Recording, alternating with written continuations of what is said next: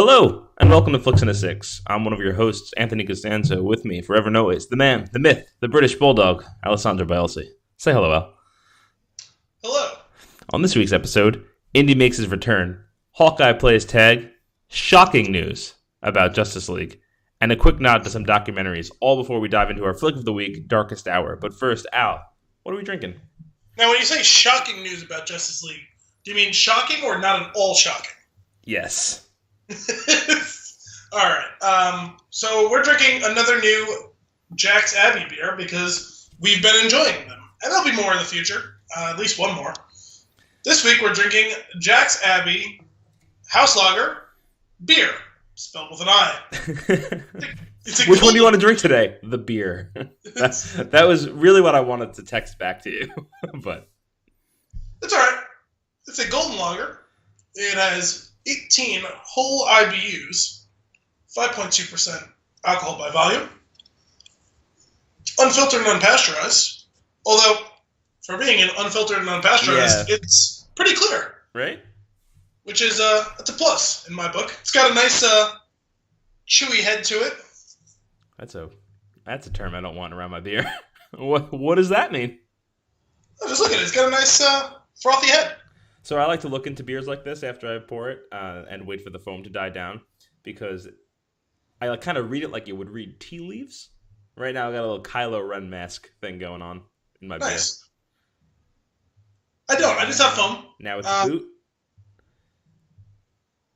Now it's a heart. Now it's just bubbles. I feel like we're doing Harry Potter, the one where they do the divination class and they look at the tea leaves. Exactly. And everything is death. I am on a Harry Potter kick right now. Oh, the Kylo Ren mask is back. How did that happen? I had the distinct pleasure of watching the distinctly worst, unquestionably worst, Harry Potter the other day. So is that the fourth one? Mm-hmm. And by watch it, I mean watch, I don't know, the first 45 minutes of it or so. It was Sunday morning, and I just had nothing to do, and I was too lazy to get over off the couch, and I couldn't reach the remote, and I don't know. You just got sucked in. All right, nothing about it was positive. I was negative going into it as soon as I saw that's what was coming on. This is the day you were just settling for it? This is how today's going to go? No, because I knew that there was an end point to my lounging, and I was going to have to get up and go do stuff anyway, so I was like, why fight it? It's just happening now. All right, cheers. Cheers.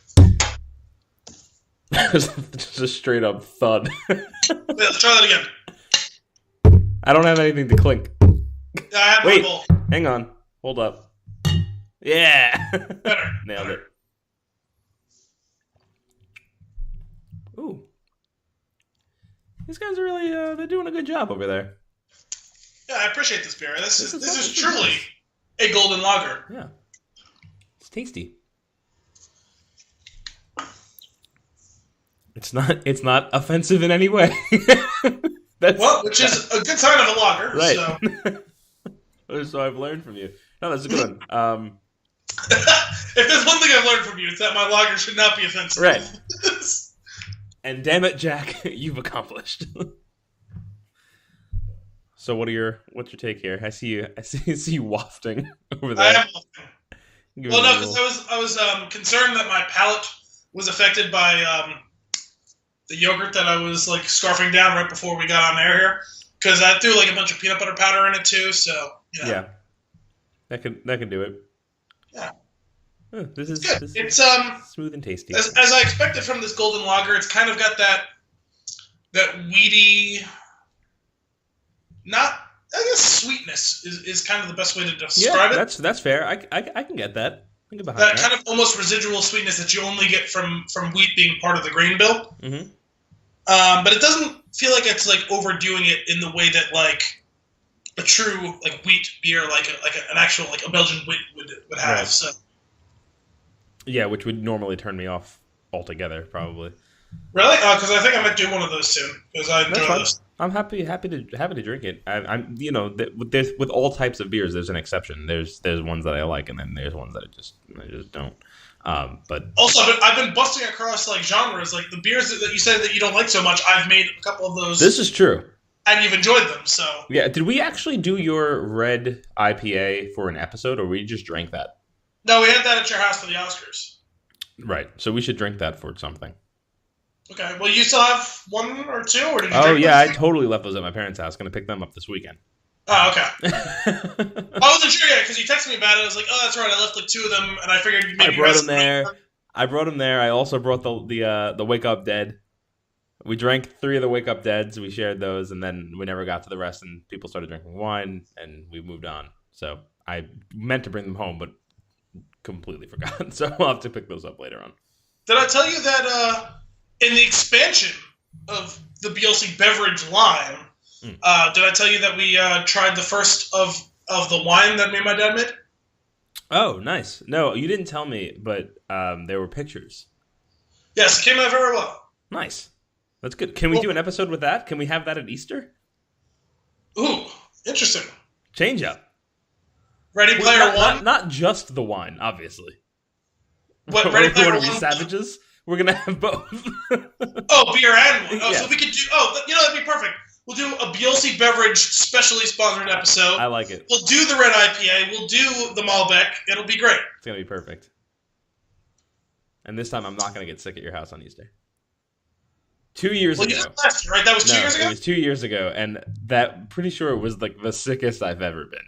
Aside from the time I had pneumonia and almost died, this was the sickest I've ever been, and it was rough. And I'm pretty sure it jump-started my weight loss. Not just that, but it seemed to be like a very rapid descent because you seemed fine. I was fine.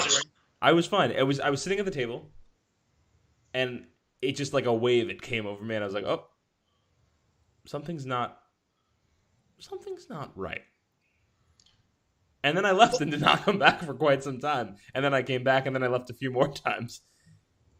Well, not just that, but you could see it happening too, because first you started doing that thing where every bite or sip looked like a chore. Yep. And you're doing that thing where it's you got a lip thing going on. Yep. And there's every 10, and then every bite was 10 minutes apart. And then you got super quiet. You weren't talking anymore. Mm-hmm. And then you were just not present. Yeah. Where'd he go? For 4 hours. It's now, did he die in the bathroom? Yeah, that was don't want to relive that. Whew. That was a stomach virus that lasted I think it was 3 or 4 days. Really? It was intense. Sounds unpleasant. Yeah, it was not good. Not a good time. But we're past that. And this Easter we'll be doing some fun stuff. And Ready Player One. I'm so excited. So excited. I know you are. Did you have more notes on this beer? Not really. It's a good beer. Yeah, I'll drink more of this. Jack had me. I will drink more of this. We have at least one more in the vault. What do you mean? There's one more in my fridge. Oh, yes. That's why I wanted to do this, so we can do a couple other beers before we get back around to that one. Makes sense. I like it. Sweet. So maybe we'll get these suckers as a sponsor at some point. Well, don't forget, we still have to do some Newberg beers. I've been holding them in reserve. Mm. More on that in the future, faithful fans. Is that for the Cloud Atlas episode? That will be for the Cloud Atlas episode. Excellent. You should get on top of that. So I do need to get on top of that. 2 more times, and then I'll be ready to go. Well, I mean, let's think about it. We're gonna do the Avengers together in April. So absolutely. When I come down for that, we could do a Cloud Atlas recording too. Speaking of the Avengers, let's dive into one of our first stories. Jeremy Renner, nowhere to be found on the new poster. We're just fine. No, but Peter Dinklage's name was. No, really? Yep. Didn't look that far into it, but it's the whole story. Everyone forgot that he was in it, including myself. And I forgot. Sorry to hijack your notes section here, but there was a story oh yeah, you remember how Peter Dinklage was rumored to be in it? Well, his name is on the cast list on the poster, even though he physically isn't. What's his deal gonna be? I don't know. I don't think they've ever announced what his role is. I like that. It's kind of cool. We don't get many surprises and secrets in movies anymore. No, definitely not. So, people are annoyed by the Hawkeye not being on the poster. I'm like, are you just trying to find something to complain about? Let's be serious. I mean, he's there, right? He's there in the other movies. Nobody's going to the movie to see Hawkeye. Sure. All right. So stop with all Mrs. the Renner? That just stop with all the nonsense first. Second, there was actually a note from I think it was the directors on it, that they were like, we know it's a 2-part deal. And they were like, there's a lot of characters, and they're absolutely right. There's a lot of characters in the MCU. So, well, there's going to be a lot of characters at the start. Yes. See how many there will be at the end. And that's what's exciting about this, because like they're really like they're saying like it's not.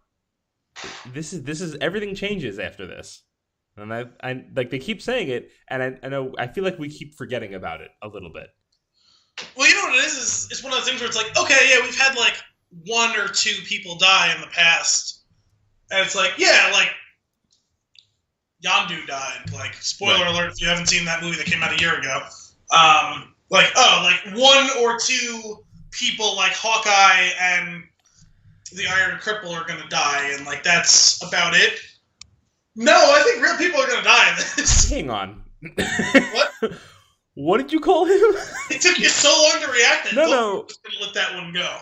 I just wasn't here. So what's upsetting? He should have died in that movie, and that not because I dislike him, because that would have had more of an impact. Well, I prefer Terrence Howard in the role anyway, so stop with that nonsense. Get that crybaby out of my movies. Don Cheadle all the way. I don't know. I like Terrence Howard. No. He's always crying. You know that scene in Talladega Nights? When we're talking about Terrence Howard, I feel like Michael Clark Duncan. He has to know. He's always crying. It's just, he's too much. He's too much. But I actually think they should have. It would have been less lighthearted at the end there. Like they should have killed him off and made it more serious. But they're gonna. It sounds like they're gonna make up for that this go around.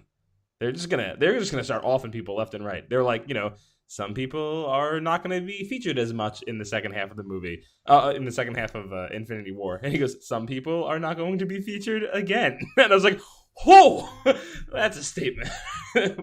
Well, not just that, but people have been saying now, we're not getting Doctor Strange 2? Like, we've never heard any announcement. And, like, I don't know if it was the directors or it might have been Benedict Cumberbatch himself, were like, yeah, so, like, people are going to die in this movie, and I'm not going to say who, but if you noticed, the only movies announced past this are Captain Marvel, who hasn't shown up in one yet, right, and Guardians, which there's a whole bunch of them, and they're not all going to die. But they haven't announced any of the other movies yet because they don't want you to know who makes it and who doesn't. Mm-hmm. Like, this is exciting. A week after that movie comes out, we'll probably see a bunch of movies announced. But, like, literally the only things that have been officially announced on the docket in the next, like, 3 years are Captain Marvel, Guardians 3, and Spider-Man 2. Like, so... Yeah, I was excited for this movie, and now I'm, like, really pumped. I can't wait. And it's so soon. It's so soon. 1 week sooner than it was supposed to be. And it's the second half is next year? I believe so. That's great. I love that. Although they're going to have to get to work soon because I haven't heard of them. Although I guess they shot some of it back to back. Maybe they were filming with all of the other people because nobody's going to make it out of this one. Well, no, now that I'm thinking about it, I remember that they said that, like, the way they did, like, Lord of the Rings and stuff like that, they were going to shoot a lot of it back to back. Mm-hmm. So. Yeah, I mean, that makes sense. I mean, how else are you going to turn something like this around in a year? I know. That's what forced me to remember that, because otherwise I don't know how they would do it. They just shoot a 4-hour movie and they split it in half. Basically, yeah. So anyway, he's not Jeremy Renner, not prominent or not even there on the posters. Fine, but you know where he is? Where? He's in this new movie coming out called Tag. Have you heard about this? I feel like that sounds familiar. I watched the trailer for it today, and I can't wait. It's a bunch of kids, former classmates that grew up, and they've been playing a game of tag for 30 years. And I don't need any more information about this movie. That is just dumb enough to work. We got Jeremy Renner, John Hamm, Leslie Bibb, Rashida Jones, Isla Fisher, Jake Johnson, who love Nick Miller. Nick Miller. Ed Helms, Brian Dennehy, Hannibal Buress, Sebastian Maniscalco. I mean, it's a list of names. That's an eclectic cast. Yeah. I feel like there was somebody else that popped up. But anyway, that you just go watch the trailer for it. Let's see when it comes out. It comes out in October. Nope, that was when it was updated. It comes out June 15th. So we'll be doing an episode on that because I'm already thrilled for this movie. I feel like it's gonna be hilarious. What I really need, which I guess we must have talked after the last time we recorded, but I really need to find a theater that is showing that the Death of Stalin movie. Oh yeah, I sent you the trailer, and it apparently was opening with a very limited release. I don't know if they're going to expand that release or not. That trailer, the Red Band trailer, everyone stop what you're doing, pause this, go find the Red Band trailer for the Death of Stalin, because that looks fucking incredible. Yeah, we have to figure this one out because we have to watch that together.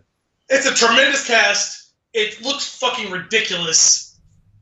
Yeah, definitely get on that. Totally worth it. Watch that trailer. Watch the tag trailer. Circle back with us when we do our episodes on these two.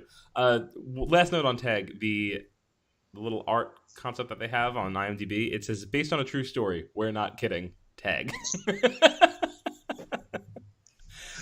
I love that. So that's where Hawkeye is. He's just running around with his old friends playing tag. So shocking news about the Justice League movie. Least successful DC EU film. Cool. Moving on. That was it. Nod to documentaries. So this past week I watched Jim and Andy with Kim. Have you heard of this? Oh, is that the documentary about the making of the Andy Kaufman movie with Jim Carrey? Yes. I've heard of it. I heard that Jim Carrey's really interesting in it. It's really disturbing. There's that too. Because he went full method for that, right? Yeah. Full method has two different people. Oh, interesting. Because when I Tony think of Clifton and Andy Kaufman. When I think of Jim Carrey, I don't think of method actor. I'm going to be honest. Mm-hmm. Not to say that he hasn't fully immersed himself in roles, because like Me, Myself, and Irene, like there's a whole different story. Like, oh my god, yeah. Like Ace Ventura, like he is Ace Ventura, but like I just don't think of him as being a serious-ish method actor. Yeah, I mean, have you ever seen Man on the Moon? No. So he Odenkirk to the shit out of that. What does that mean? Comedic actor playing a serious role. Oh, also funny, but he like really, really well done. And this just watching this was intense. I never heard of that until I saw this documentary. So, like, yeah, no, I never had a chance to sit down and watch that. You should check it out. I'd be curious to hear your input. The music in Man on the Moon is great, and then the movie itself is really well done. And I liked it. And then I had seen this like show up a while back, and I was super interested in it. We finally sat down to watch it. I was just like, I was uncomfortable for a lot of it. But yeah, that's not surprising. But it was worth watching. Well, we were just talking about that sort of thing at my house recently, about the whole idea of you got to be some sort of crazy to decide to go full method, especially like because what we were specifically talking about was with what's his name from your favorite movie, The Phantom Thread. Stop. Daniel Day-Lewis. Yep. Like it's one thing to do it for one role, but to do it for every role, like you got to forget who you are. Like it's got to be hard to do that. Like it's gonna be tough enough to be an actor and like go to work every day for 6 months or more and like pretend to be someone for 12 hours a day, but then to decide, no, I'm gonna research this role for 6 months, right? And then I'm gonna be that person for the next 6 months or a year or however long it takes to be like you could potentially be someone else for 18 months. And he does talk about that, and he talks about like how when it was over, it was like I forgot how to be Jim. That's what I'm saying. Like, you have to drive yourself a little bit crazy pretending to be someone else for that long. Well, the other part that's a little bit weirder about this one is it's the way that he describes it. It's not that he chose to do this with a method style. Just it kind of organically became that? Yeah. And that's when it started to get weird. But, like, something, like, switched off in his head, it really seems like when you're watching this. Like, he's out of it in a lot of ways, and it's like I'm concerned for him during it, but he's telling you he's fine the whole time, and the fact that he's telling us he's fine the whole time feels like a creepy cry for help. It's weird. You gotta check it out. Well, because like the running joke on that, right? Like, I'm pretty sure they were making fun of Daniel Day-Lewis with it. Was in Tropic Thunder when they talk about Robert Downey Jr.'s character in the movie, where I'm the dude playing another dude. No, not even just that. The part where he talks about playing Neil Armstrong and how 3 months after the movie was done shooting, they found him in some alley inside of a refrigerator, thinking that he was re-entering from out of space. I gotta go back and watch that. Whoa, hang on, pause. Speaking of rewatching movies, Epiphany. Yesterday, or was it yesterday? 2 days ago? I rewatched Winter Soldier finally. Yeah, I think it was yesterday. And I texted Al, and I was like, "Wow, happy to admit I was wrong." Good, because I've been on your case about that for a long time. Yeah, I really enjoyed it. Yeah, because it's a really good movie. I really did, and I don't know what happened the first time I saw it. Which is why, I've been so, confused to the point of irritation with you, because, I just did not get how, even if you were just like, oh, yeah, I really liked it, but you didn't like it as much as me, right? The fact that you were like, yeah, no, I don't like that movie, it's not very good. And so I was here's what movie were you watching? All I can think of, I've had some pretty bad experiences at movie theaters, because movie theaters on Staten Island suck. And mostly it's the crowd. So I have a feeling that I might have seen it there, which would make sense for the time frame. And they could throw off the whole experience, and if you throw off the experience, the movie can tend to go with it. I have a feeling that had something to do with it. There is something that I noticed while I was watching it, which, it has been an opinion of mine for a while, but it was pretty solid. I don't care for Captain America. Now, is it Chris Evans or is it Captain America? That's a great question. Because I know for a long time you said you didn't like Chris Evans, but then you said you enjoyed him in Scott Pilgrim. Right. Which is why I think it's Captain America that I don't like. Because the immediate association I make is that. But then I remember Fantastic Four. I enjoyed his character in that. That was silly. He was silly. Yeah. And that's it. It can be tough. Sometimes it can be tough to be I really enjoy, the strict goody two-shoes in what's supposed to be kind of fun and everything. But I mean, someone's got to be the moral compass, right? And that's what he does. Yeah. I like when they're poking fun at him in the Avengers movies for being a goody two-shoes. That's fun. Or even when he laughs at himself sometimes, Yeah. Watch your mouth. That's probably one of the best lines. Well, the one of them where he says something and they're like, "Oh my God, did he just curse?" Or yeah. He goes, "Gosh darn it, Cap." Yeah. Oh man, so I was watching and I was going through and I was like, "This is good." Al's right. I'm getting further and further into the movie, and I'm like, I'm kind of engrossed in it. And who really sold me on it? I really like Robert Redford in this movie. Yeah, he was good. Didn't get a ton of screen time, but he was but commands the screen when he's on it. He's a good villain. It's all I know this is not Winter Soldier, the episode that we're doing. So I mean, by now you've had to have seen it, especially if you're. The movie's been out for 3-4 years, something like that. So I'm just gonna go with it. When he kills his maid. Yeah. That scene is just. Especially because up until that point, you didn't actually know he was a bad guy. Yeah. Until the scene right before he kills her, and then cold-blooded. Mm-hmm. Yeah, you're like, oh, I don't, you're wondering about this guy, and then there's that scene, and you're like, oh, I guess he's not so good a guy. Oh no, he's a bad guy. Yeah. This guy is no good. He just kills people on a whim. Yep. So, but wow, I really enjoyed it. I have to go back now and watch the first Captain America because I haven't seen that one in a while either. I'm trying to. That one's slightly campier. Yeah, I remember that being the case. But also, it felt like it was on purpose, so. Yeah. I remember not being offended by that. So yeah. It was probably fine. Well, it also wasn't like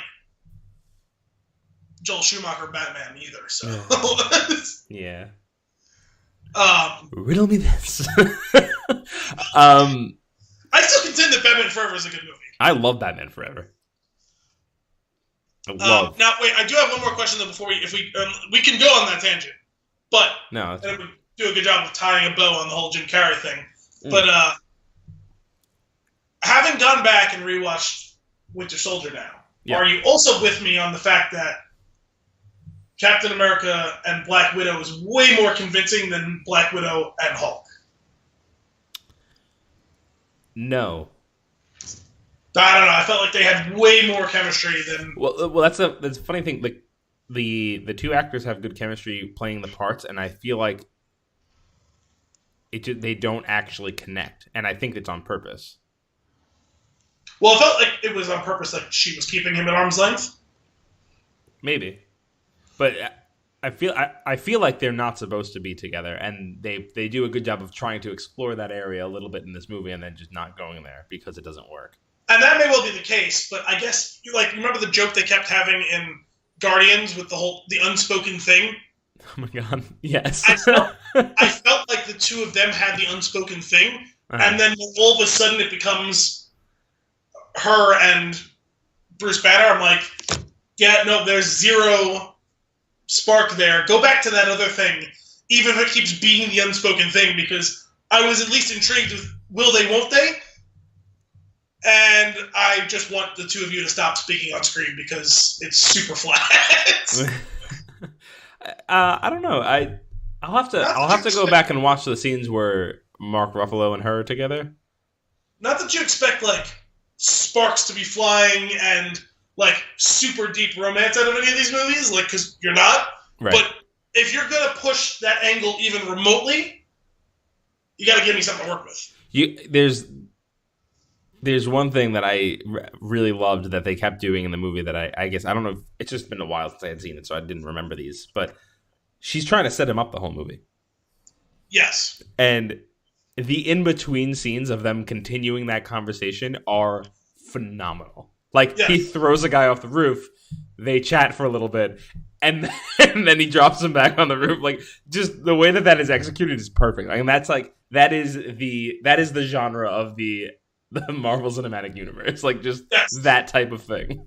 Yes, because that feels genuinely like when you're playing an RPG video game, or when you're playing, or when you're reading a comic book type of thing. That was really, really well executed. Even though that movie is the least comic book movie of any of them, possibly. Right. That is a 1970s conspiracy theory movie, thriller. Yeah. That has superheroes in it, and that's what the whole thing we talked about with the whole superhero fatigue. The way you keep getting away with making these movies is by not making superhero movies. You're making other genre movies with superheroes in them. Yeah. It's the same formula that Star Wars is doing to a certain extent now. That's the only way that they're going to keep surviving, is to have genre movies that are Star Wars. Right. Oh man, I'm actually I'm prepared to just go watch this again. I got really excited when I watched it. I'm happy I really enjoyed it. I'm glad I'm back on. Yeah, I think that is the best Marvel movie. Yeah, I don't have an opinion on that just yet. I'm going to have to figure that one out. I do remember Iron Man holds a special place in my heart being the first one. That because I remember seeing that and knowing how different this was than other things that came before it. And then it opened the door for the rest of this. That's fair. I mean, when you talk about an Iron Man or you talk about Avengers, they were really big firsts in the whole universe. But this is why I think that Winter Soldier is the best, because it was the first really quality movie. Period. It stands alone as being a quality movie. It's the type of movie that could have been nominated for stuff. You know what I mean? Yeah. It's just it breaks the sequel rule, which is always good. Yes, it's better than the one that preceded it. Yeah. It's funny, Civil War, I just don't register it as a Captain America movie. No, it's not. It's Avengers 3. Avengers 2.5. 2.5. That's fair. That is exactly what it is. That one's fun too. It's not the best, but it's fun. It's fun. I'll have to rewatch it at some point. I've only seen it one time. Oh, okay.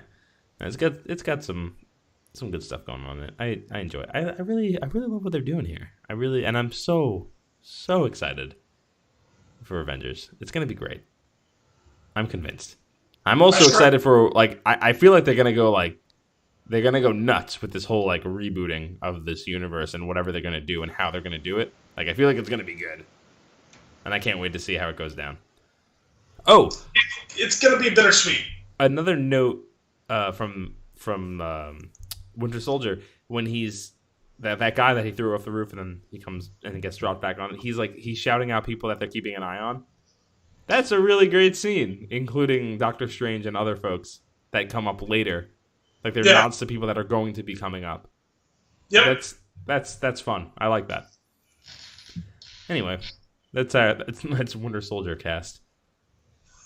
So bringing this back, then we got into Batman Forever for a minute because we were talking about Jim Carrey. Jim Carrey was great. Jim and Andy, that was our documentary portion of the show. But there was one other thing that I wanted to note. I also watched the trailer for Won't You Be My Neighbor, which is a documentary on Mr. Rogers. It's coming to theaters later this year. What a heartwarming trailer that is. If you're feeling down, just go watch that. Because that, and by itself, just be better. that's what it does for you. It's just, I'm actually really excited to see that. I think, when this episode comes out, it will have been well in the past, but I think today, you and me, as we're sitting here recording it, I think it's his 90th birthday. Oh, is it? Yeah, I think so. Happy birthday, Mr. Rogers. Happy birthday. That's it. That's all the news stuff that I had to go through. Do you have any nuggets for us? No, not really. Not even a 4-piece? No, Al's nuggets. Sorry, folks. I can try and Movie Pass check-in. It still works. That's a plus. That's it. That's all you got to know. Well then, let's move on to our flick of the week, wrapping up some of our post-Oscars coverage. Darkest Hour. Al got a chance to see this past week. I saw it during the Oscar marathon that I went on. Our post-Oscars wrap-up. Yeah. Great movie. I mean, it's really well done. The acting is phenomenal, as proven by the Oscar that he receives for this movie. I would say good movie. What's that? I would say good movie. Good, just good? Yeah, there were some significant-ish pacing issues at times. Go on. Oh, also, I've mentioned there's no lifting the veil of spoilers because this is a thing that happened. Yeah. So we're just gonna talk freely about this movie. The thing that happened Moving 75 years ago. Right. So yeah. That was just it could have been a kind of a cleaner, tighter experience. I guess it's to a certain extent meant to be a introspective movie, right? A heavy thought experiment, essentially, right? These are the things that were going on. It's not an action movie. It's a lot of talking and politics and this and that, but it almost feels like an action movie when you feel the tension and the adrenaline required for, these powerful men to have these arguments over the future of the free world, right? Yeah. And you get excited for that, especially because some of the writing is really good. Plus, these were real life things that people were saying and doing. Right. But they pull back from that for some quieter moments, mostly quieter moments examining who Winston Churchill is at that point in his life. And that stuff is necessary for any of this to matter. And it is mostly supposed to be kind of a character study of him. Right. That snapshot in time is about a month of his life, basically. The most important month of his life, maybe. Mm-hmm.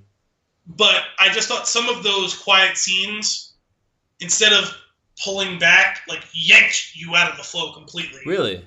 Interesting. And just if only because of the duration of some of the scenes. Those were my favorite scenes, I think. Well, some of them were pretty good. For one thing, I will say, the story where he's on the train, I do not count among those scenes because there's things happening there. It's snappy, there's stuff going on. It's lighthearted. It's fun, even though we feel weight as well. that scene does not count in these scenes I'm talking about. There's other scenes that are just, it's just like I didn't have an objection to any of the scenes on their own. It was taken together as a whole, and when you consider the entire duration of time devoted to them. I don't know. I liked the slowdown and the deeper look into him and his habits and the way that he interacted with people, or interacted. I just thought they could have. It's the what's it called? The scene from Knocked Up when what's his name? The guy Alan Tudyk's Titan. Just Titan. No, we're not telling you to lose weight. Just Titan. That's what I'm saying. They didn't have to lose those scenes. Just tighten them up. Maybe. I actually disagree because I enjoyed those and I could have done with more of them. Well, because it was a long movie as it is. So if you're gonna do that ebb and flow thing, you can't last too long on an ebb. Sure. Well, you know what? I mean, a lot of this credit though, the reason those scenes work, especially for me, I love Gary Oldman, and like he does a tremendous job in this role. Like he wins an Oscar for Fatty Oldman. Like this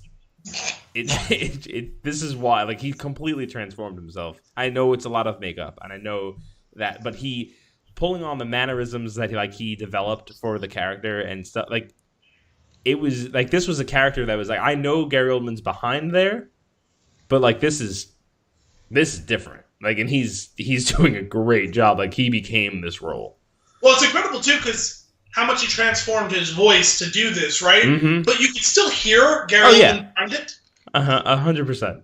And actually, kind of circling back to the conversation we were having earlier about like method actors. Along that same conversation I was having with like my dad and my brother about it, I was saying even people who do a lot of voices over the course of their career, at a certain point you have to lose your true voice, right? Because I was reading that part of it came from me reading an article about this recently, an interview that Sean Bean gave, and he was talking about the process of him getting cast in Game of Thrones and how they had him read in a couple different voices, and they're like, we like your voice the best, and that was how they did a lot of the casting and character work for the people who were the other Starks and the other important Northmen.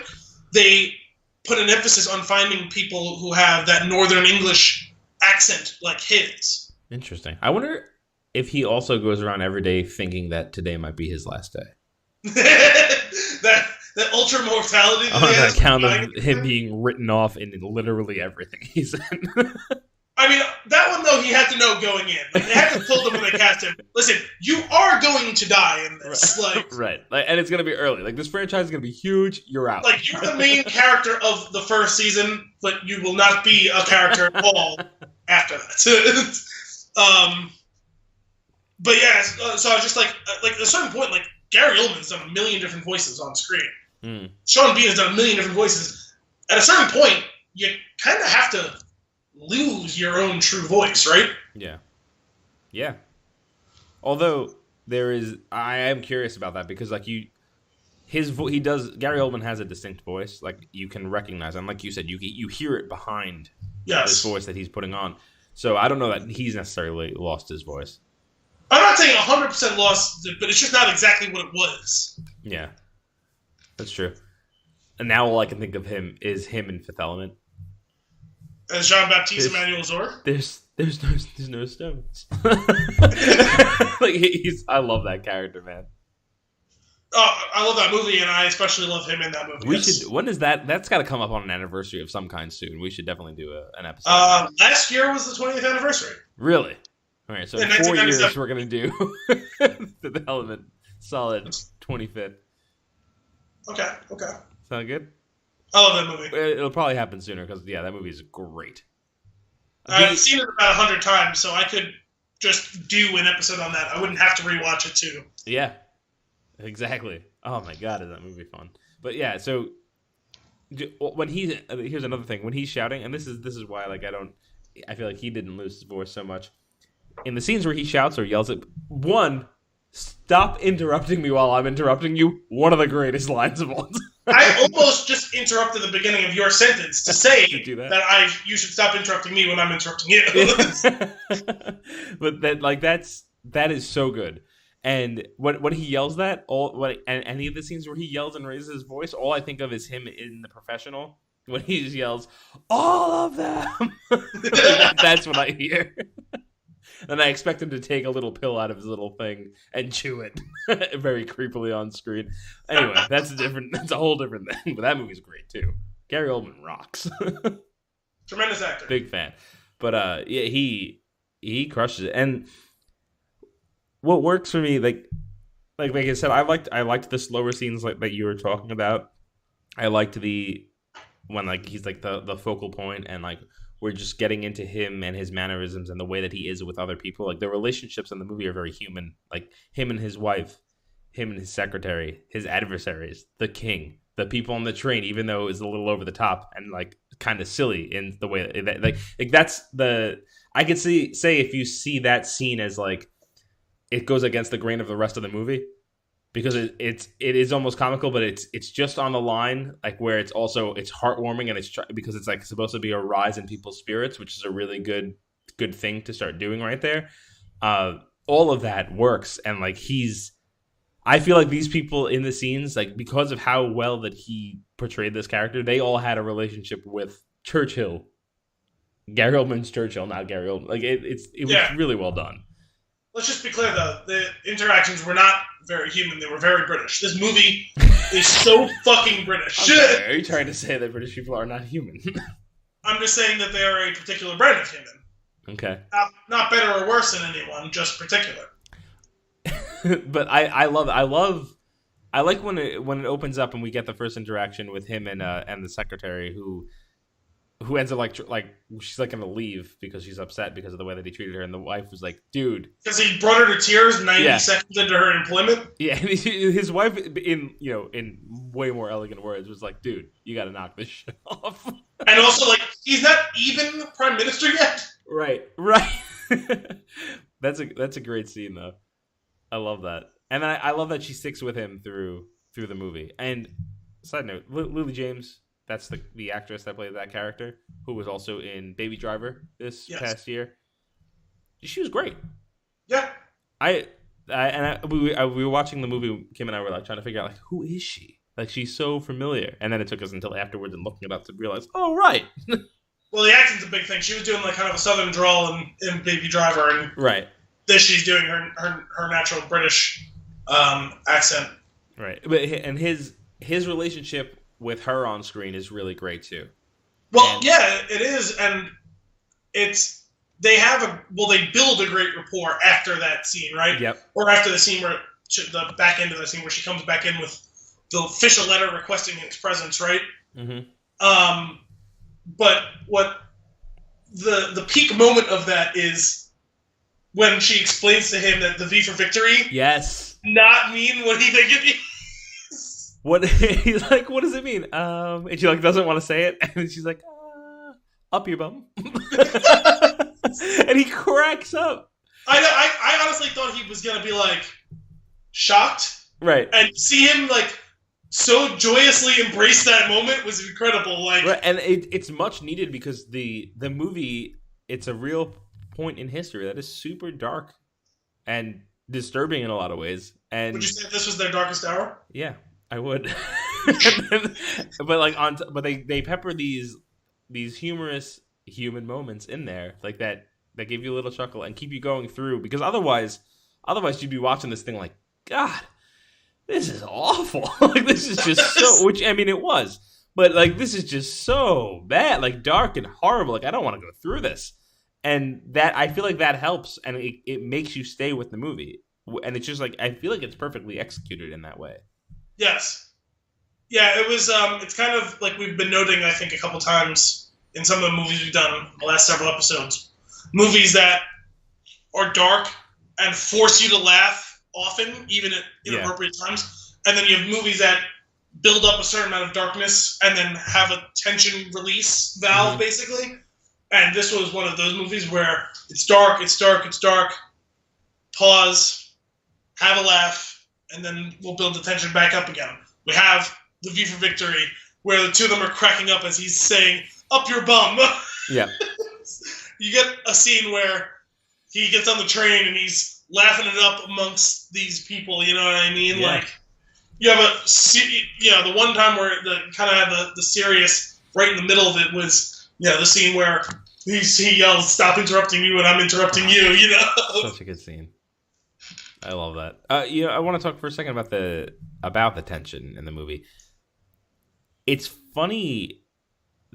These movies can be done really poorly or really, really, really well done. And something like this, to be able to capture that tension and make you feel it, even though you know the outcome. Like, I know what's going on. I'm familiar with what's happening here. But to still be on the edge of my seat, like, and being like, like, almost asking what's going to happen, even though I know. I was like, I don't know how you do that, but well done. And they did that in the post, too. Like, yeah, and I, to talk about British perspective on World War II, I had that exact experience throughout a lot of The Imitation Game, which I really enjoyed that movie. Yeah. I couldn't remember if you had seen that one or not, because I know we discussed it. I thoroughly enjoyed that movie.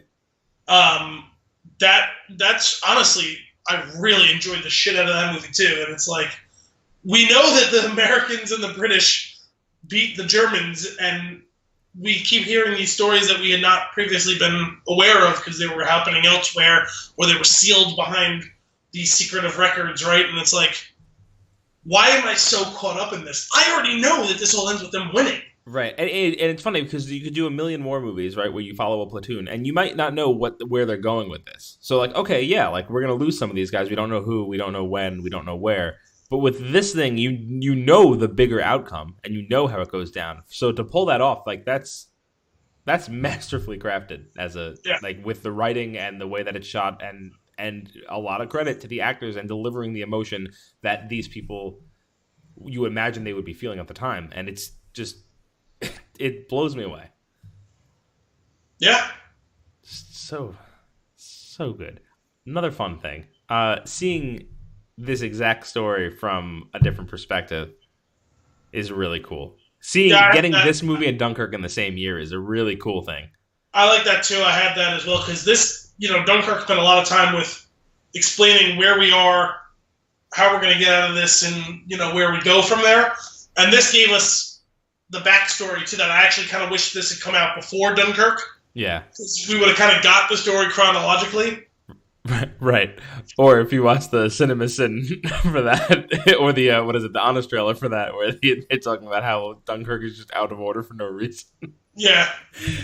But yeah, no, you're right. And if what you could do now is you could take both of these movies, you can watch all of Darkest Hour, stop 10 minutes before it ends, watch all of Dunkirk, and then add 10 minutes at the end, and that would be awesome. Kind of like what they do when they reorganize The Godfather and Godfather Part 2 into the chronological movie. Right. That's cool because they both are in the same. They pull off the theme and the time frame really well. So like they definitely feel like they belong together. Yeah, they do.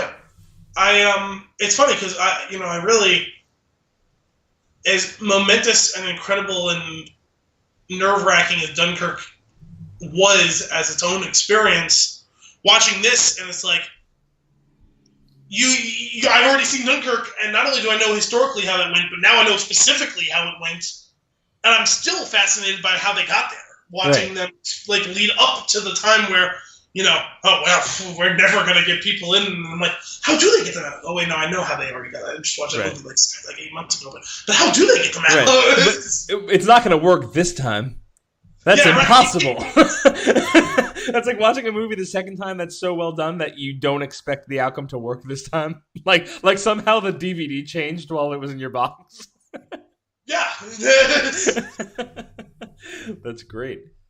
So I just want to go back for a second because I mentioned Lily James. We were like, Kim and I were like, who is that? And we didn't figure it out while we were watching the movie, but she looked it up afterwards. The other person, Kim was like, who is that? I'm like, Stannis? Yeah, I was like, I don't know. And then I think right after the scene of the interrupting, She turns to me and she goes, "It's Stannis," and I was like, "Oh my god!"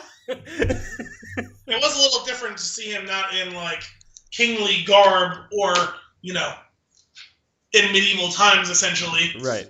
But he still basically it's not like he wears a crazy wig in Game of Thrones. He still basically looks and sounds about the same. Yep. But yeah, no, I was watching the first couple minutes. I was like, I'm pretty sure that's Stephen Dillon, isn't it? That's really funny.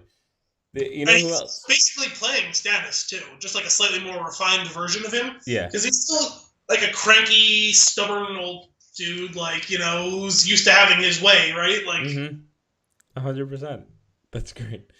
There's the other character that jumps off the screen for me is Ben Mendelsohn is not a douchey villain in this movie. I have Ben Mendelsohn, not a villain. That's great. Like he's. I love what they did with like the portrayal of that character. Like that was really well done too, and his relationship with Churchill and the way that it changes from the opening of the movie to the end. Like that's a great 180. Even though they don't get a ton of screen time, actually, even though like it's crazy to say that the King of England didn't have a ton of importance in this story, but he really didn't, right? Right. But I wish he had, because I just like Ben Mendelsohn as an actor, and I wanted more of him on screen. Mm-hmm. Especially since the two of them did have an interesting back and forth. Well, after the first scene, the first scene between them was a little clunky, though by design, but still. Yeah. And just the nail in the coffin was him backing out of the room. But oh gosh. No, But I did like that, how he says, what's wrong with me? Oh, you scare me. And then later on he says it again, but now it's like a term of endearment, basically. Yeah. I like that a lot. It's great relationships in the movie. There's one other note that I had here. Let me just pull it up real quick. Oh, so we talked a little bit about Churchill with I want to call her Deborah, but that was her name in Baby Driver. Lily James's character, his secretary and typist. So Elizabeth. So the scenes with her. So like their relationship develops over time, and in a lot of in certain scenes, like she'll ground him by doing something or saying something or just being there, and he'll change his tune because she's like a compass for him in these scenes. And one of them, like the great one, is when she's got the picture of her brother on the desk. I really liked that, and like the little chit chat they have back and forth about that. The one that really gets me is when he has her type the letter that help isn't coming. That one hurt. Yeah, that was tough. That was a really hard scene. And then even worse when the guy opens and reads the letter and is just kind of, patting his men on the back like, yeah, everything's great. Like that is the darkest part of the darkest hour. Yeah, that was a stab right in the gut. And like they go all the way with that one. They follow that bomb straight down on top of them. And it's brutal. And that was one of the really big things for me about wow, for as much as they had at stake at Dunkirk, the stakes are even higher when you realize they had to sacrifice, 4,000 or 5,000 men to save 300,000. And it sounds so easy, right? It really sucks. We sent 400,000 men to their death. We knew we sent 4,000 men to their death. We knew it, but it seems like an easy trade, right? When you're looking at numbers, sure. They didn't trade 4,000 for 5,000. They traded 4,000 for 300,000. Right. And I can understand the initial visceral pushback. No, let's not sacrifice anyone, but we're well and truly have our backs to the wall. It's time to do, because we've run out of time to think. The crazier part, though, is that the plan should never have worked. No, it shouldn't. And that's one of the things that history has never been able to adequately explain, is why it was even an option. It shouldn't have been. And that's what they're saying, is we don't seem to have any reason to think this is going to work. And it did. History's never given a good answer for why it did. Right. But to the point of what I was getting at with that about the cruel calculus of war is the math is pretty stark and pretty straightforward, right? Like I said, that visceral initial reaction of no, I can't do that.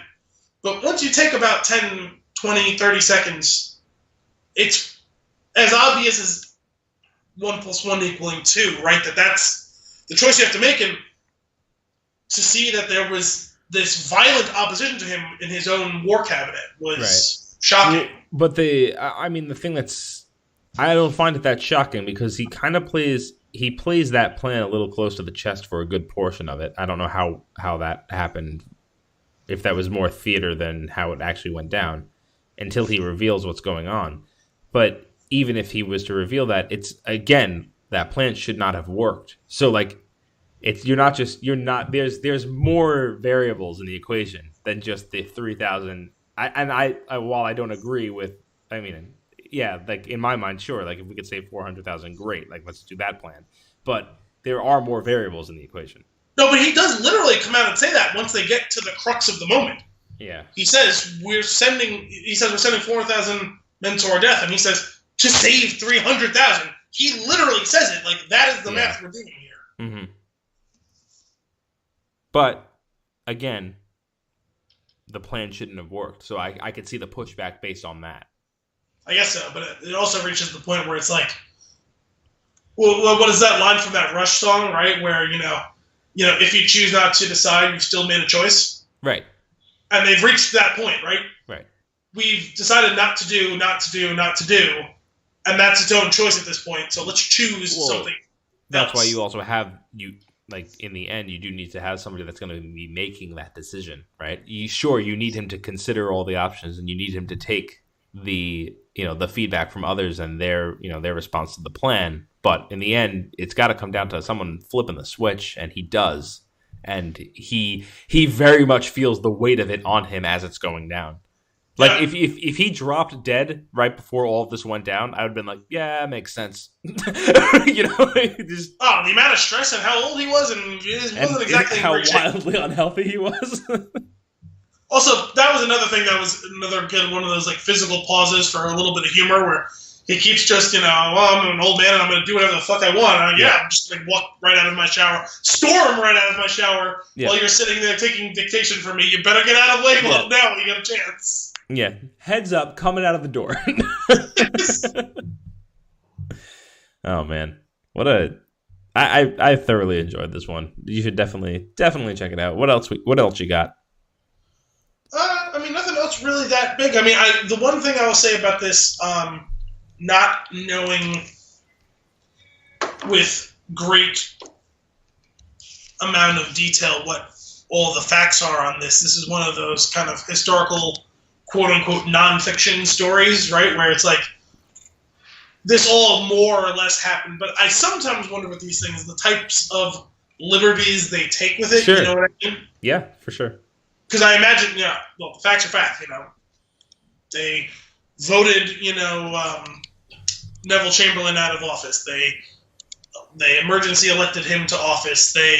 He made the decision. We had a Dunkirk. All these sorts of stuff. There was opposition within his own party. There was opposition at all sides and stuff. Like those are facts, easy to verify. But stuff like him sitting on the train and having that conversation with all of them, stuff like that, which seemed to be really important to the characterization of Winston Churchill.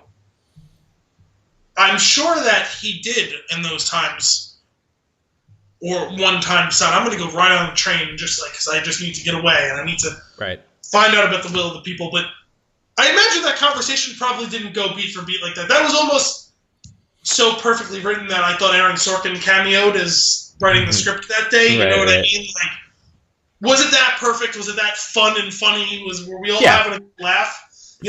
Stuff like that. I always find curious. It's tough to tell what was quote unquote real and what wasn't. I'm not picking holes in it. It's just like sometimes things are like, some things are so sensational that it's like you have to believe it, and other times it's like I can't believe it. You know what I mean? I completely agree, and I kind of go into a movie like this, with that expectation. I'm sure you do as well. Like, there's going to be scenes where it's like, this is great, probably not how it went down, but for the sake of this movie, fantastic. And that's the difference between watching this story in a museum and a production company getting asses in the seat.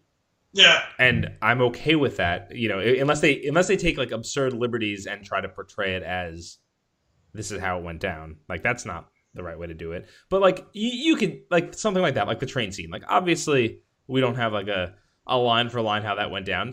They definitely took some liberties with that scene, but it was you kind of know that going. I feel like when you're watching that, and I'm okay with it because they're not. Well, yeah, I am too. I don't want to say that I have a problem with it.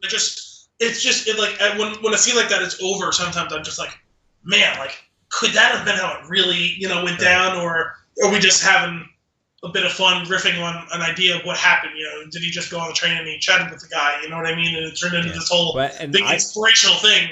I love that though. I like that. And some of the times that I like that even more because it's like it's almost like printing the legend, right? Like this is like there's this concept of what happened about him going on this train probably and talking with folks and like really just like almost immortalizing that scene by doing this.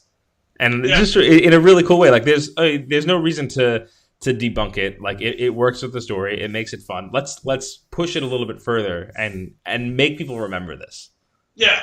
No, I'm okay with that. It becomes part of like a larger thought conversation when sometimes when you see a movie or a TV show or whatever comes on, this is a true story, and sometimes it says based on a true story, stuff like that. And I think that some movies over the years played with the lines being drawn there. It's just something I think about. It's not something I'm not saying is a bad thing. It's just something that enters my mind after I'm done watching a scene like that. I kind of, like Definitely. One of the sometimes, like I said, it's just like it's too ridiculous to think that someone imagined it. You know what I mean? Like, and sometimes it's like, no, that's too ridiculous to be real. And I always try to, like, afterwards, I try and, like, see if I can puzzle it out. Like, which one is it? Yeah. Well, that's fun.